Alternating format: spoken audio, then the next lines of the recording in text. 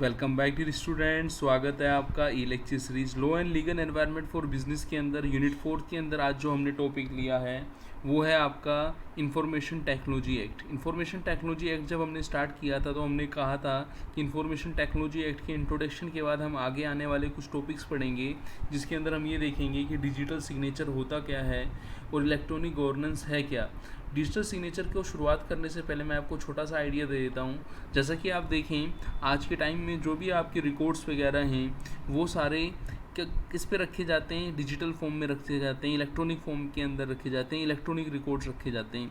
तो वो जो इलेक्ट्रॉनिक रिकॉर्ड्स रखे जाते हैं, जैसे हम अपने देखें हार्ड कॉपी में जब हम रिकॉर्ड रखते थे, पेपर या फाइल फॉर्मेट में रखते थे वहाँ पे, तो क्या उनको ऑथेंटिकेशन करना पड़ता था? बिल्कुल, उसमें सिग्नेचर करने पड़ते थे।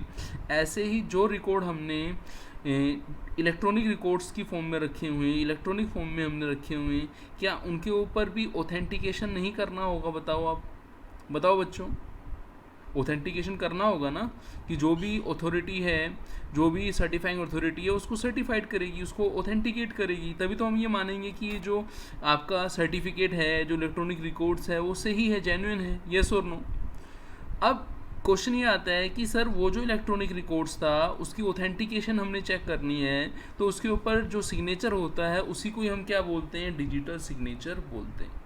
अब क्वेश्चन ये आता है कि सर हमें ये तो समझ में आ गया, आपने हमें ये समझा दिया कि रिकॉर्ड्स इलेक्ट्रॉनिक फॉर्म में रखे जाने लगे हैं अब, और उन इलेक्ट्रॉनिक रिकॉर्ड्स को ऑथेंटिकेट करने के लिए जो सिग्नेचर किए जाते हैं उसको हम डिजिटल सिग्नेचर बोलते हैं। अब क्वेश्चन ये बनता है कि सर हम सब्सक्राइबर, यहाँ पे जो हम डिजिटल सिग्नेचर की बात कर रहे हैं, यहाँ पे हम ये देख रहे हैं कि ऑथेंटिकेशन ऑफ इलेक्ट्रॉनिक रिकॉर्ड्स किसके द्वारा होगा? सब्सक्राइबर के द्वारा होगा। अब क्वेश्चन ये बनता है कि जो authentication of any electronic record by subscriber होगा, तो सब्सक्राइबर कौन होता है? सब्सक्राइबर हम जनरली हम देखें तो ग्राहक को हम क्या बोलते हैं? सब्सक्राइबर बोलते हैं। यहाँ पे सब्सक्राइबर का मतलब ये हुआ कि वो पर्सन जिसने उसको सब्सक्राइब कर रखा है, वो पर्सन जो एलिजिबल है उसके लिए, तो वो सब्सक्राइबर कहलाएगा। एक छोटा सा एग्जांपल मैं आपको देता हूँ, आपको और समझ में आएगा। सपोज आपने देखा हो, कभी आपने कोई अपना डॉक्यूमेंट्स अटेस्टेड कराया हो, रजिस्टर्ड ऑफिसर से आपने कराया हो, तो आप उसी पर्सन से तो आप अटेस्टेड कराएंगे जो उस पोस्ट में है। यस और नो? उसके पास उस तरीके की पोस्ट होल्ड कर रखी है, उसकी खाली सिग्नेचर से काम चल जाएगा या फिर उसकी स्टैम्प भी लगवाएंगे? आप बोलो, स्टैम्प भी लगवाएंगे कि किस पोस्ट पर है, कहाँ पे उसकी पोस्टिंग है। तो आप ये देखें कि वो पर्सन जो है, जिसको वो सील दी गई थी, जिसको वो आपको सर्टिफाइड करने के लिए, फ़ोटोकॉपी को सर्टिफाइड करने के लिए आप रजिस्टर्ड ऑफिसर से अटेस्टेड कराते थे, तो उस पर्सन को जिसके नाम से वो सील दी गई थी, उसका नेम जो था वो एज ए सब्सक्राइबर था। ऐसे ही जब हम डिजिटल सिग्नेचर की हम बात करेंगे, तो यहाँ पे डिजिटल सिग्नेचर जिसको इशू किए जाएंगे उसका नाम क्या होगा? बोलो, सब्सक्राइबर होगा। अब आपको समझ में आया? बोलो, आया समझ? अब हमें समझ में आ गया कि digital signature means authentication of any electronic records by a subscriber. अब इस बात को थोड़ा आगे बढ़ाते हैं, ठीक है ना? सब्सक्राइबर जब इलेक्ट्रॉनिक रिकॉर्ड्स को ऑथेंटिकेट करेगा, तो अब आप मुझे बताओ कि वो सिग्नेचर करेगा नहीं करेगा? करेगा। तो उसी को हम क्या बोलते हैं? डिजिटल सिग्नेचर बोलते हैं। अब जब सब्सक्राइबर उन सिग्नेचर को यूज़ करेगा, क्या उन सिग्नेचर को कोई भी यूज़ कर सकता है? नहीं, वही यूज़ कर सकता है जिसके पास उसकी की है, जिसके पास उसकी की। एक छोटा सा एग्जांपल मैं आपको देता हूँ। यदि आप देखें कोई डॉक्यूमेंट्स आपको जो है इस तरीके का भेजा जाता है, जिसमें आप अपना पासवर्ड यूज़ करके उसको ओपन करते हैं, तो वहाँ पे की है कि नहीं है? बताओ, यस और नो? आप यदि कोई एंटीवायरस परचेज करते हैं तो उसकी की मांगता है नहीं मांगता है? बोलो। आप विंडो का कोई ले रहे हैं तो वहाँ पे विंडो की मांगते हैं नहीं मांगते हैं? मांगता है, बिल्कुल। तो यहाँ पे भी जब डिजिटल सिग्नेचर इशू किया जाएगा, तो सब्सक्राइबर को जब डिजिटल सिग्नेचर इशू किया जाता है, वो सर्टिफाइंग अथॉरिटी जो डिजिटल सिग्नेचर इशू करती है, वो उसको की प्रोवाइड करती है। अब की भी दो तरीके से होंगी, उनको हम आगे देखेंगे।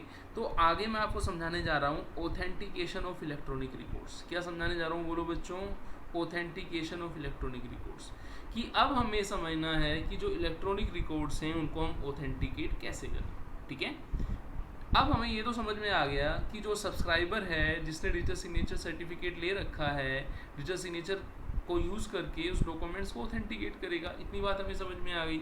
Subject to the provision of this section, any subscriber may authenticate an electronic records by affixing his digital signature. इतनी बात हमें समझ में आई।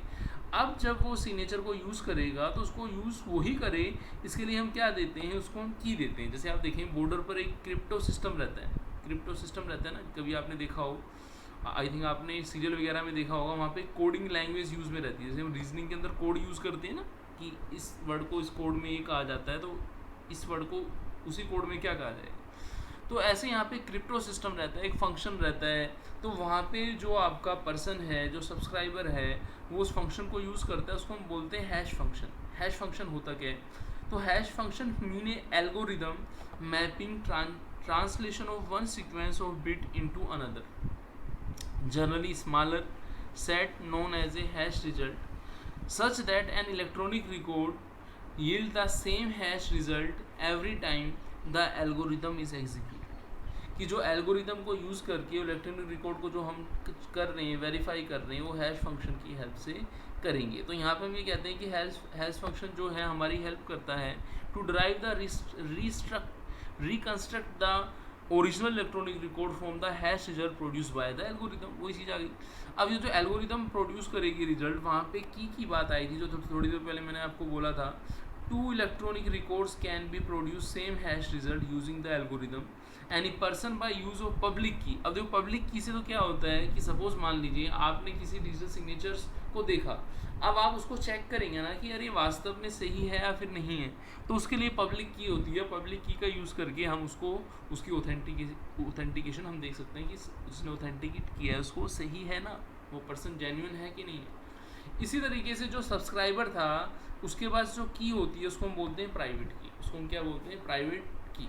प्राइवेट की किसको मिलती है, बोलो सब्सक्राइबर को मिलती है। और वो सब्सक्राइबर ही क्या करता है, उस प्राइवेट की को यूज़ करता है किसके लिए, ऑथेंटिकेशंस के लिए, अपने डिजिटल सिग्नेचर को यूज़ करने के लिए। अब हम सेकंड पार्ट के अंदर आते हैं, इलेक्ट्रॉनिक गवर्नेंस। इलेक्ट्रॉनिक गवर्नेंस की यदि मैं आपको बात बताऊं, आप ये देखें किसी भी स्टेट के अंदर आप चले जाएं, वहाँ की जो स्टेट गवर्नमेंट है, या फिर आप सेंटर पे भी देखें, सेंट्रल गवर्नमेंट है। जैसे आप देखें, आपने देखा होगा डायरेक्ट इनडायरेक्ट टैक्स जीएसटी के लिए ऑनलाइन हम रिटर्न फिल कर रहे हैं, हम अपनी इनकम टैक्स की रिटर्न ऑनलाइन फिल कर रहे हैं। अब सब कुछ ऑनलाइन हो गया है, पेपर वर्क थोड़ा कम होने लगा है, हम सारा काम इलेक्ट्रॉनिकली कर रहे हैं, ई गवर्नेंस कर रहे हैं। इसका पर्पस क्या है, इसका पर्पस ये है कि एक तो टाइम बचे, ठीक है ना, लोगों का टाइम बचे, ठीक है ना, कोस्ट कम हो, ट्रांसपेरेंसी रहे, लोग अकाउंटेबल रहें, और सब चीज़ें क्या हों, गवर्नमेंट के सामने कोई भी चीज़ नहीं छुपे। तो हम ये देखें